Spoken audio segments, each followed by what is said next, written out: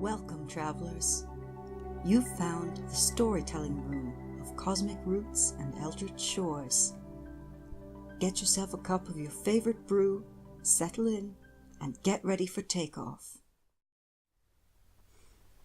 Tonight we have Thief or Felon Bold, a story by Walter S. Reiss from our Myths, Legends and Fairy Tales department.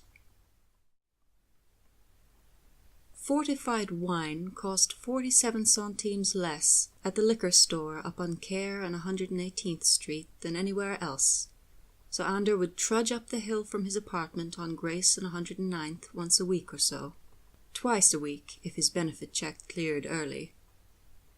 During the day, when he could, and at night, when the thirst got too strong to wait for morning.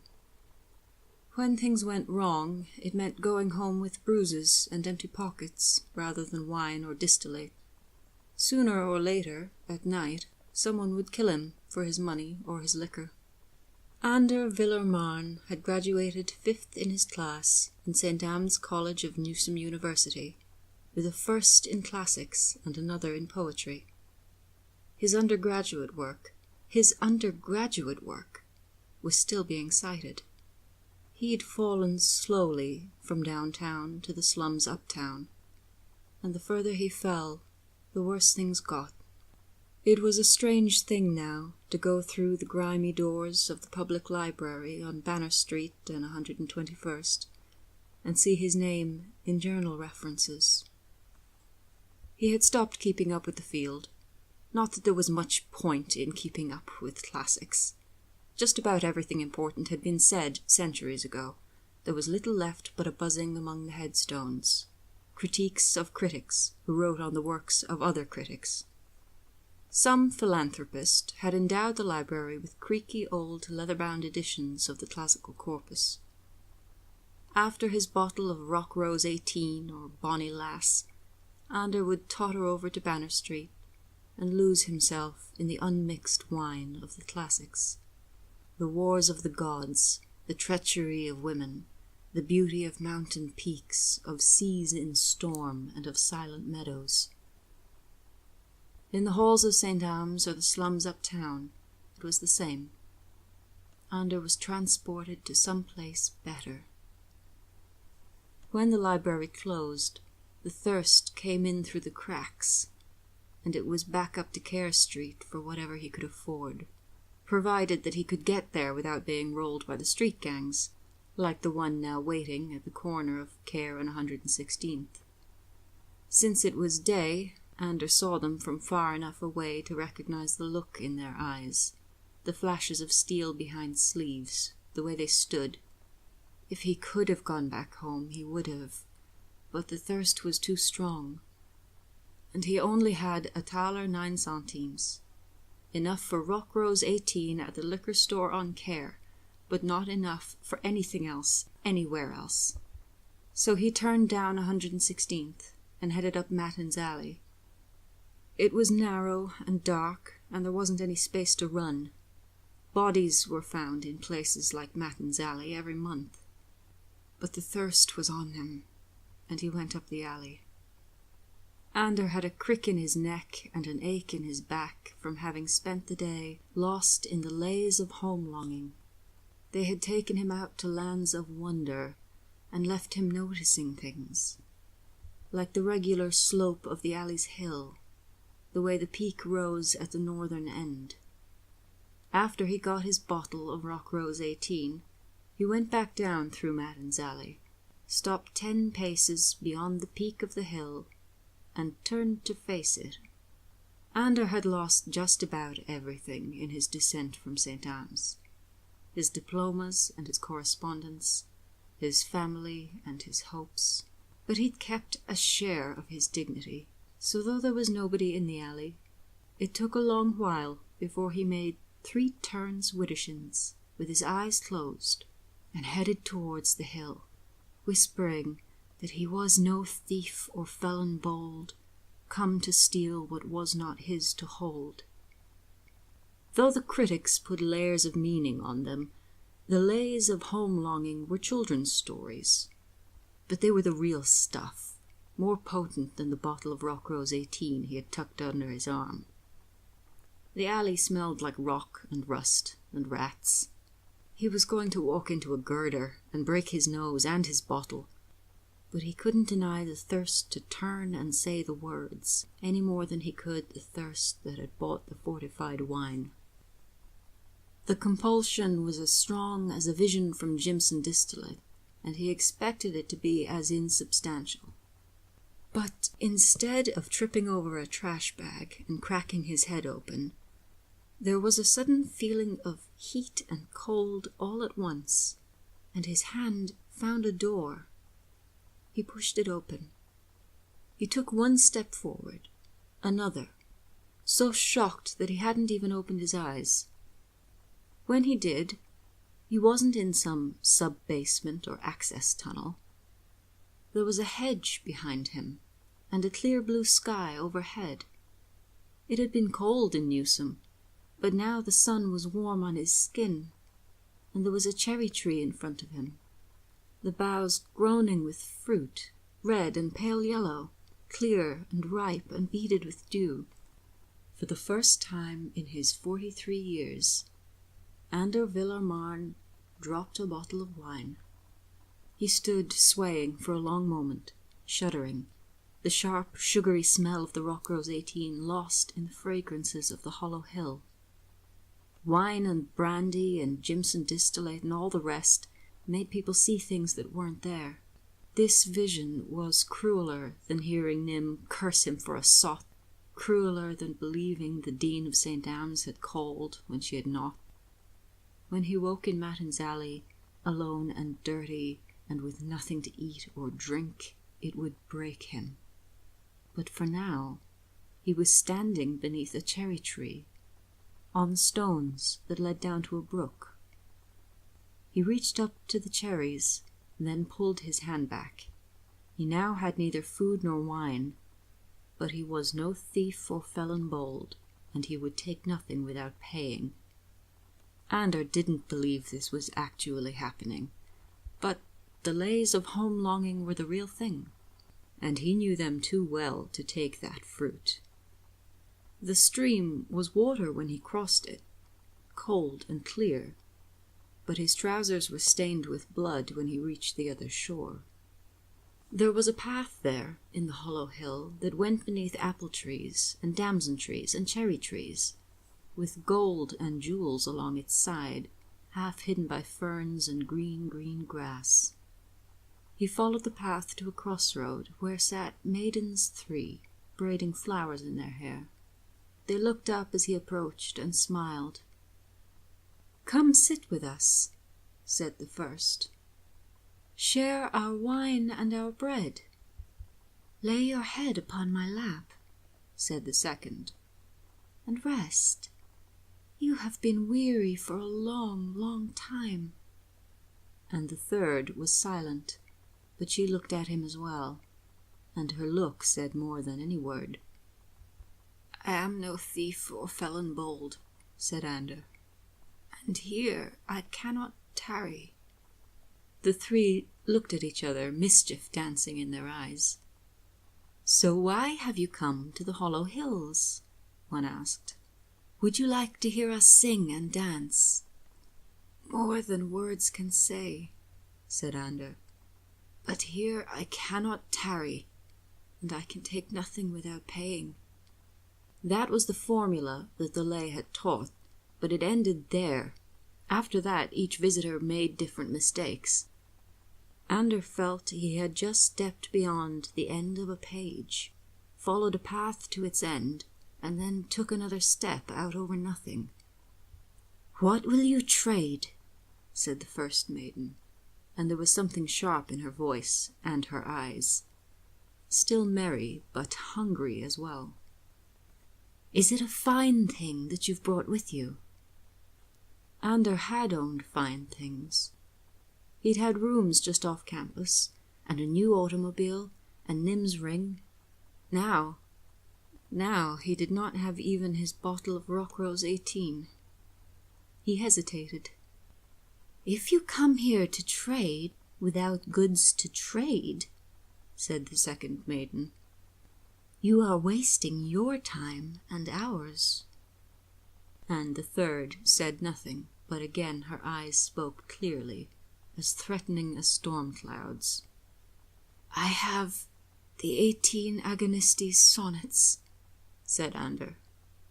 "I will give these to you." "We've heard them before," said the first maiden.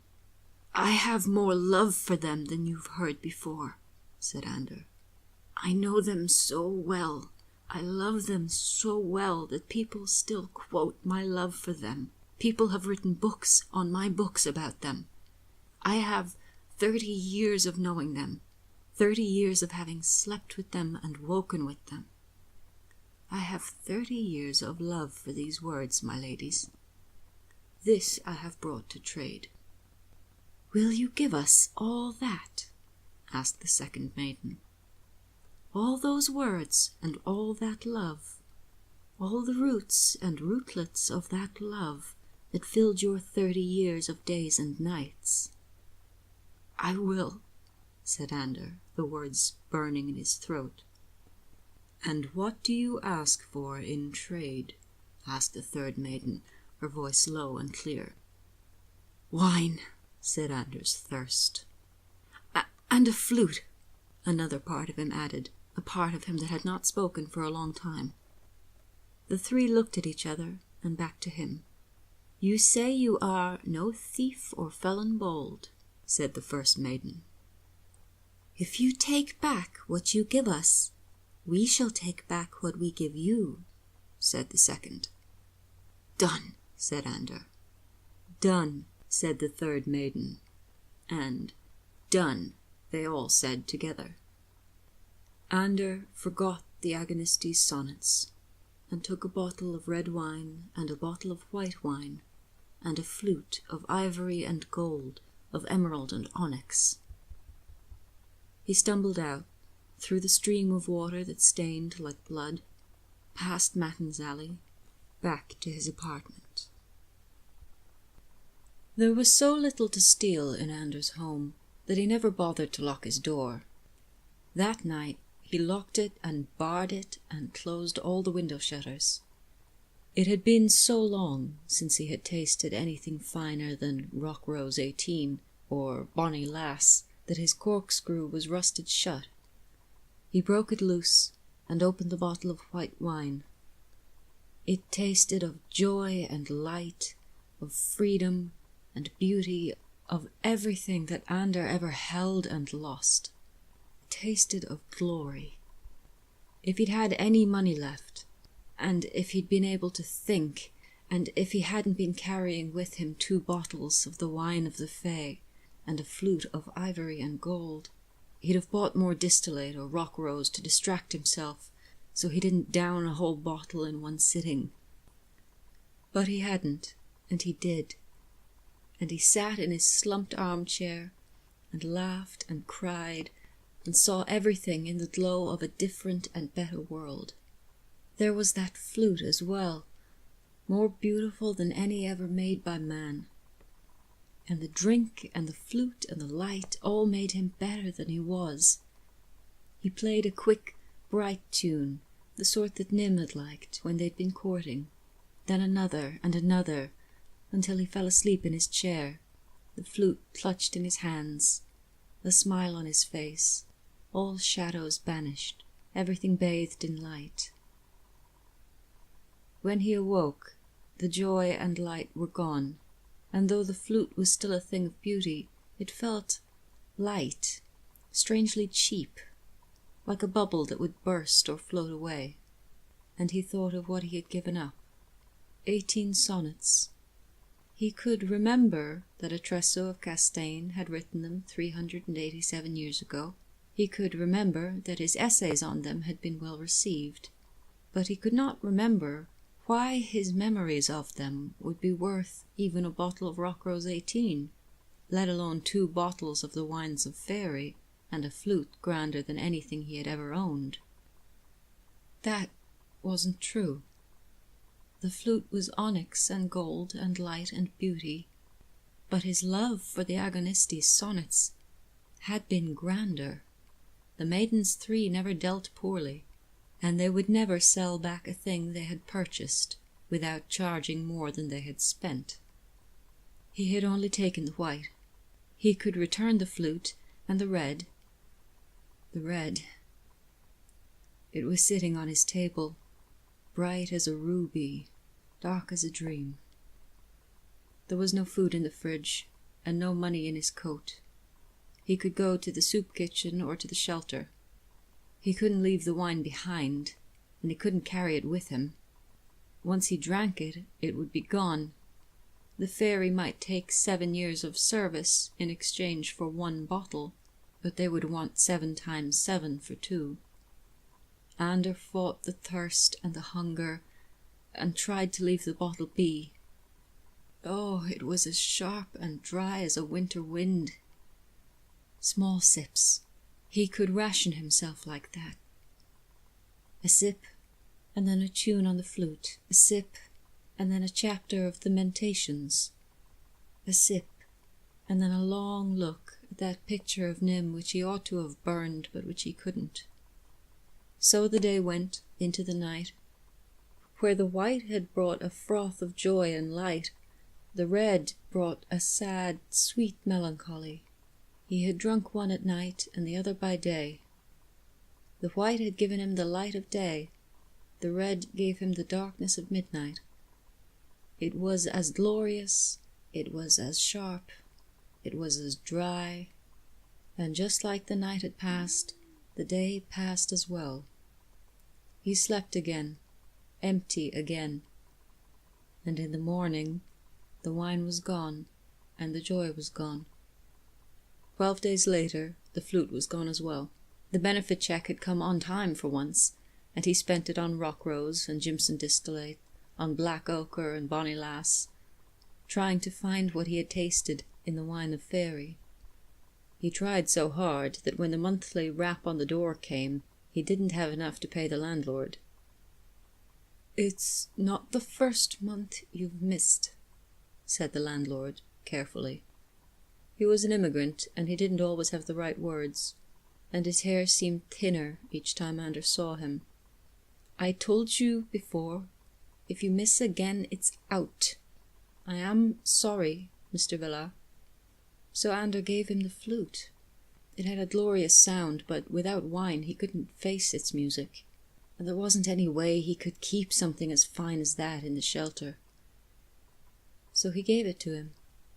The landlord didn't know what it was, but he could see that it was gold and ivory, and he could see how it hurt Ander to give it over. "I'll see what I can get for this," said the landlord finally, weighing it in his hand. "I have a cousin with a pawn shop." He gave Ander a smile that was probably friendly. "Just until you can pay him back for the pawn, of course, yes? And if you want to sell it later, he will be fair, yes?" Ander waved. He wouldn't be able to pay back the pawn, but it was fine to pretend he might. The landlord left, and it was dark, and his head throbbed, and he had nothing. Not those sonnets, not the wine, not the flute. Ander put his head down and wept. Then he took the money he had left and went to get more Rock Rose 18. Harshly sweet and strong, it would turn what he had lost into a background ache, a memory that only hurt when considered. The Rock Rose 18 worked so well that Ander was confused when days later the landlord came back. His shirt stained with sweat. It was hot, but not that hot. The pawn was taken, Mr. Villar." There was a pang at that, but dull, distant. "It was from a customer who could not be refused. A very fair price, though, and I have for you the balance. All your debts are paid, you understand? This is left after all your debts." It was a wad of cash, thicker than any Ander could recall seeing. Not just Rock Rose 18 or Black Ochre there. Why give it to him? He had lived in the slums so long it didn't make any sense. The landlord pushed the money into his hands. "And, Mr. Villar, please remember me well. If it is there were things that I did not do which I might have, and I have always done my best with this building. She is all that I have in this country. If I lose her, please." "Yes, of course," said Ander, off his balance. "Thank you." A beaming smile. The landlord shook his hand and left. Ander sat in his chair and stared at 15,000 thalers in clean bills. If anyone found out, he was dead where he sat. There were times the street gangs just let him pass. That was when he had nothing. 15,000. He couldn't even go to the liquor store. What would he do? Leave the money behind and risk it being stolen? Carry it with him and try to walk like someone who wasn't carrying enough money to buy 2 new automobiles and a first-class ticket to anywhere in the world? It wasn't even a surprise when an hour later someone knocked and came in without waiting for an answer. 3 men, tall, heavily built, wearing docking jackets and spats. A higher class of thug than usual that far uptown. Wordlessly, Ander held out the roll of cash to the first of the trio. Perhaps if he gave it to them they would spare him? The man gave Ander a gap-toothed smile, peeled off a 50, and gave the rest back. "No need for that, m'lord, but tip's always welcome. We've got a motor waiting if you'll step this way." Ander stood, unsteadily, and was herded down to a heavy black car where another 2 men were waiting. They all piled in and headed off, not downtown, out to the country villas west of Newsom. A big damned house, with marble pillars out front and elaborate wrought iron furniture on the lawn. The men who'd brought him fit in as naturally as the wrought iron. Ander was out of place, shabby. It wasn't a baron or duke waiting for him, just a pinched man in a business suit, with the flute he'd given the landlord. "Mr. Ander Villarmarn," he said, after Ander had been led to the seat in front of his desk. "Apologies for the circumstance. I'm Odem Reiss." "How do you do?" said Ander, absently. Odem gave him a pleased smile. "This had been yours?" "Yes," grated out Ander. It was unwise to admit anything to someone like that, but there was no use denying it. "Tell me, please, can you get more items of similar quality?" He had not trusted himself to even look at Mattin's alley after he had come out with his flute and wine. He had given away something more precious than he had been given. The trades with Fairy were always bad, even when the value was exactly even. He would not make the same mistake again. Ander looked up at one of the men who'd brought him out to Odem's house. He looked like a bulldog crammed into a jacket.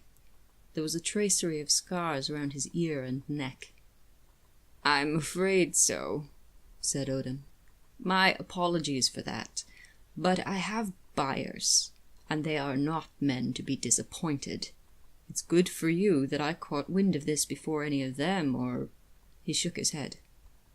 So Ander would make the same mistake again. And he had more to sell, plenty more. They talked for an hour. He was shaking by the end, and not only because of the thirst. When they were done, he had a passbook account at a bank, reservations at a hotel downtown, and a list of things to acquire. "My education was not as thorough as yours, Mr. Villarmarn," said Odem, "but I know enough not to trust the gifts of Fairy. My clients do not want a mirror that shows them the truth, or a cup that reveals true love.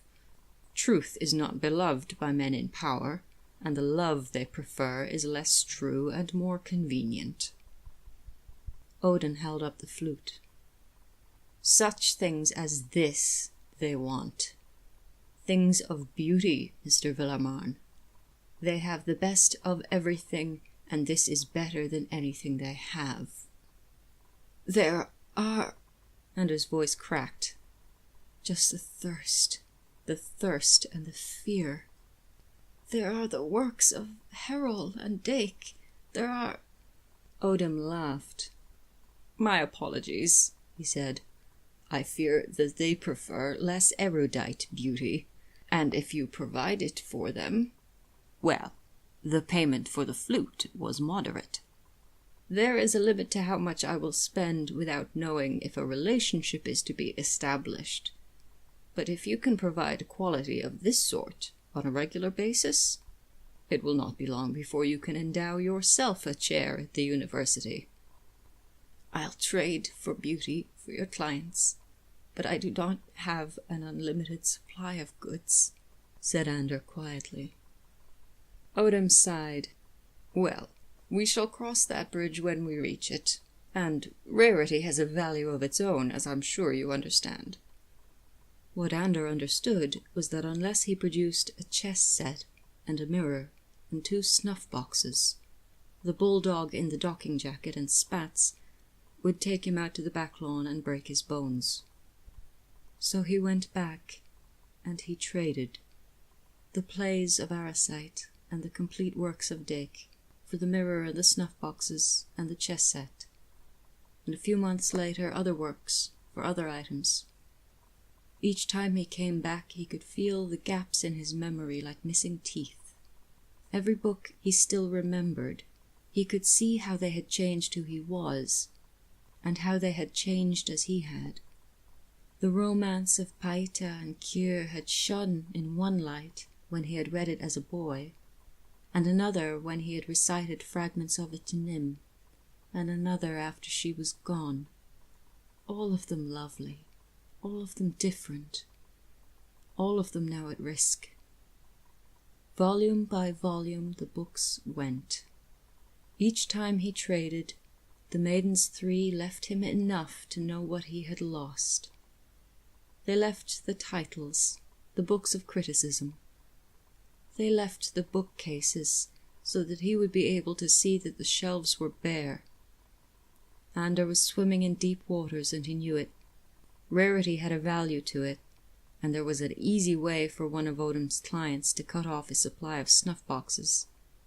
And Odom's thugs would give him the occasional tap when he made noises about leaving. Ander ought to have stayed off the drink, living in such a trap. But the thirst was too much. He'd wake up, looking through the bottom of a bottle. Not Rock Rose 18 anymore, but sharp, flinty reds, and cool, clear whites. And after one bottle, another. And after that, some brandy, and then, well, he never could stop once he started. There was guilt after every sip, but guilt didn't cork bottles. But with more and more books going, he was being emptied of everything besides guilt. He had money, but not much to spend it on. He paid for a place in Riverside, clean clothing, food, and what the thirst made him buy. The rest just piled up. He even sent a few thousand back to his old landlord. He didn't owe him anything, but, well, it couldn't last. Those bookcases in his mind were emptying. He'd savor the works to be sacrificed one last time. He'd pick and choose until he had enough to buy what was demanded, and then he'd go trade. It wouldn't be long before they reached that bridge where nothing was left, and while crossing he'd be dropped off into the darkness below. After his 6th trip to the Hollow Hill, the bulldogs took the cane and the hunting horn he'd acquired and sped him out to Odom's villa. Normally, Odom would take what Ander had bought and send him on his way. This time, Odom looked more nervous than the landlord had when bully boys from downtown had come to his little building. "You are going to have to go back," he said. "And last trick pays all." There was a hole in his memories, where the Mentations and the Elysiad had been, he couldn't. An eminent personage has taken an interest in your imports, Mr. Villerman, and he wants something. Get it for him, and I swear to you, you will be rewarded. But it has to be perfect. Absolutely perfect in every respect. What? Asked Ander. He wants a girl, said Odin. A beautiful girl. A woman, but with the bloom of childhood still in her cheek. Trustworthy and true and more beautiful than anything in the world. Ander understood. He didn't want to understand, but he did. He felt himself curling up. He shook his head. No. If I don't deliver, he'll destroy me, and you'll be one of the pieces he'll pick up once I'm broken into bits. You will do this, either for me or for someone a good deal less gentle. Beautiful and true, repeated Ander. Odin hesitated. The client, he said finally, has refined tastes. Ander curled into himself even deeper. He wants someone he can hurt, said Odin, and corrupt, destroy, over and over, always fresh and then always broken. Give him what he wants, Ander. I do not exaggerate when I tell you your life depends on this, and the rewards will be more than you've ever desired. That was impossible. Ander had been giving up everything he'd ever desired whenever he went beneath the hill. Send someone else. You've had me watched. You've read the lays of home longing. Send someone with pleasant memories to sell, and tastes as refined as your clients. I have. They don't come back, said Odin. Maybe they say the wrong words, or forget and eat the fruit, or decide to lie with the women of Fairy. Lie with the women of Fairy, said Ander. That's worse than what I threaten, said Odin. Perhaps, but it seems not everyone agrees or has your self-control. I want to leave, said Ander suddenly. I'll have to spend everything I have left. Whether or not you can find someone else, I'll be no further use. Done, said Odin. The payment will be in your account the moment you step back out, and I swear I will not seek you out, provided you bring back what he's looking for. Ander nodded. Everything he had left to trade. Everything besides the lays of home longing. All the rest he'd ever read and loved. The whole corpus, the whole canon. He'd give it all away. There wasn't even time to dip into those books for one last visit. The car was idling in front of Odin's villa, and they drove quickly back to Matten's Alley. Call a livery cab, said Ander. When I'm done, you take what I've brought. I'll take the cab. The driver tipped his cap. Yes, lord, he replied with good humour. Good thinking there. There was more than a chance that Odin was going to have him killed once he came back out, but it was risk that or stay behind in the hollow hills. So Ander said the words and crossed the river and sat down to bargain with the maidens three. It went as before. They made their offers and he made his. All the works I've ever loved, he said, saving only the lays of home longing. Everything surrounding that love as well. All the honours I've received. Every paper I ever wrote.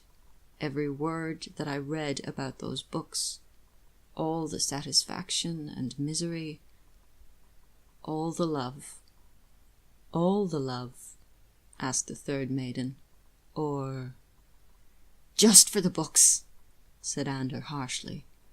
Not Nim, not ever. All of it, asked the first, hungry. All of it, said Ander. "And all this for a girl, and not even a girl for yourself?" asked the second. "You do not keep that which we give you, Ander Villermarn. It is taken from you as soon as you leave our hollow hill. Stay with us instead, and everything you have traded to us will be given back to you, and you can stay here forever." "I have read the Lays of Home Longing," said Ander, "and I know them, and I love them. I say nothing against this place, or those who are here, but here I cannot tarry. If I remained, the home longing would grow and grow until I traded everything for a return to a world that would be long gone and forgotten." "I fear that you intend—" "He is no thief or felon bold," said the third, and she smiled, like Nim sometimes had. "If he plays us false, we can always take back that which we have given." She knew and understood, and had made her choice to let Ander make his choice, for better or worse. "She will be waiting for you on the other side of the stream," said the third maiden. "Done," said Ander. And "done," said all of them, and it was all gone. The books and the bookcases as well. Ander knew that he had been a scholar of the classics, and he knew the Lays of Home Longing, but that was all. He stumbled back to the stream and past it. There was a girl on the other side, small and as perfect and delicate as a flower. She took his arm as he crossed, trust written on her face. He couldn't. He had gone this far, but he couldn't.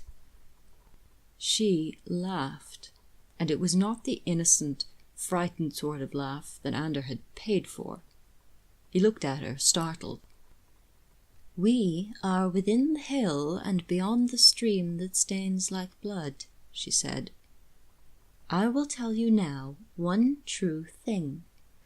When you bargain with those who live within the hollow hill, you give us things which it amuses us to take, and we give back things which it amuses us to give." That was a pattern in the Lays of Home Longing. Prikarn had written about it. The wine they had given him, it had been glorious, but he did not count himself the better for having drunk it.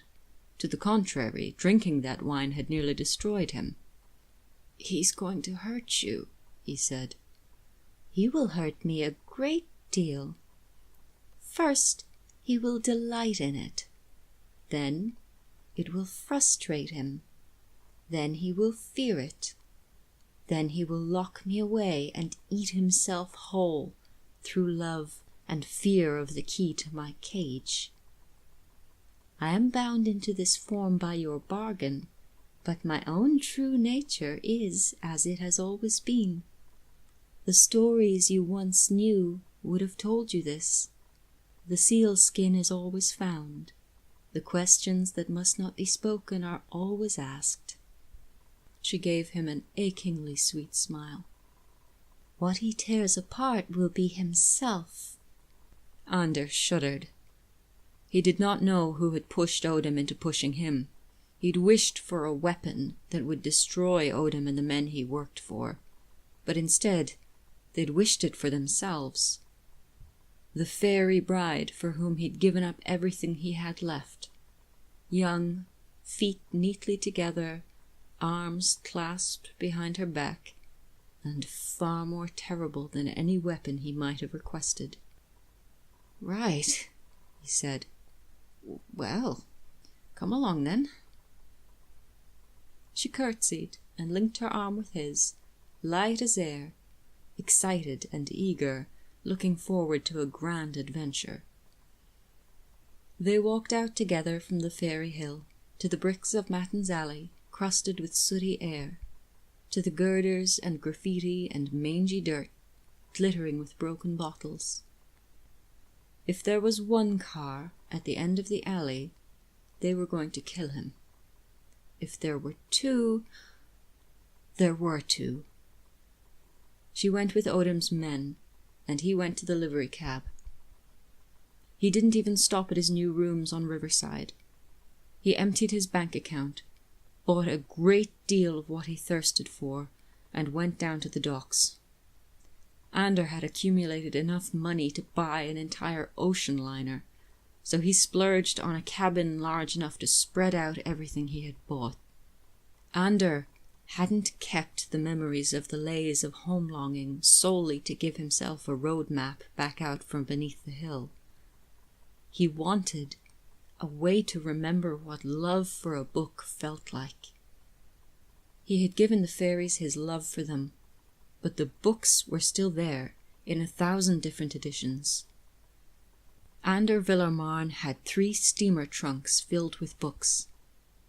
It had not been much of a soul, but it was his, and he was going to put it back together. His thirst for wine made his hands tremble and his vision blur, but there was a greater thirst. He kept them both in check as long as he could, but on the 3rd day out, he opened the collection of the Agonistes' sonnets, and a dictionary and a grammar. There was so much, so very much he had to read. The first time he read those words. They were grander than any wine had ever been, from beneath the hill or anywhere else.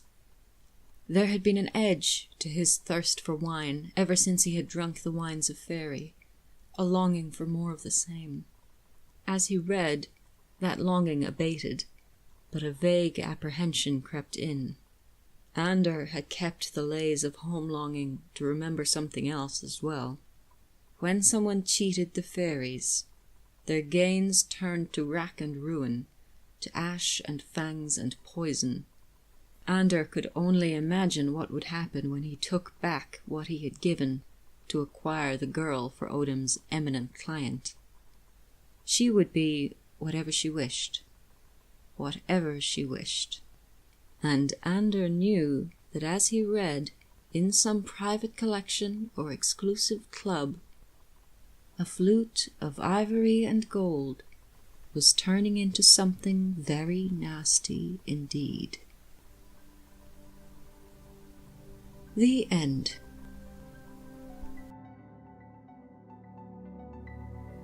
This has been Thief or Felon Bold by Alter S. Reiss. Alter S. Reiss is an archaeologist and writer who lives in Jerusalem with his wife Naomi and their son Uriel. He likes good books, bad movies, and old-time radio shows. To discuss Thief or Felon Bold, visit the forums at cosmicroots and eldritchshores.com. For more stories like this, click subscribe here and on our website. Your subscription will let us bring you more stories, illustrations, and articles, and support writers and artists. Thanks for joining us on the journey. We'll see you next time.